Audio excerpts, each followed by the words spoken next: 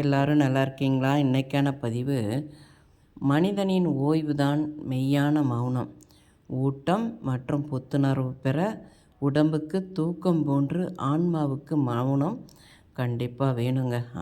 மௌனம் நம்ம ஆள் மனதை மௌனமாக வச்சுக்கிட்டோன்னா நமக்கு எல்லாமே நல்லதாகவே நடக்கும் பார்த்துக்கோங்க. அதை முடிந்த வரைக்கும் நம்ம முயற்சி பண்ணி அதை மௌனத்துக்கு கொண்டுட்டு வரணும். உங்களுடைய ஆள் மனதை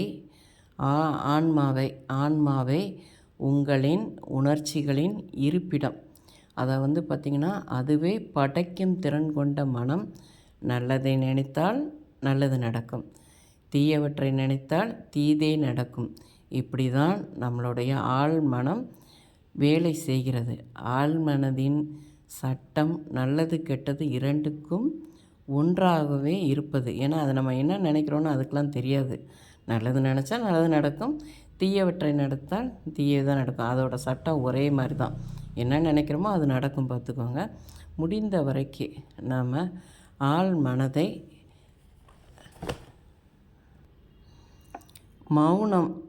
மௌனமும் சிரிப்பும் மிகவும் சக்தி வாய்ந்தவைகள்.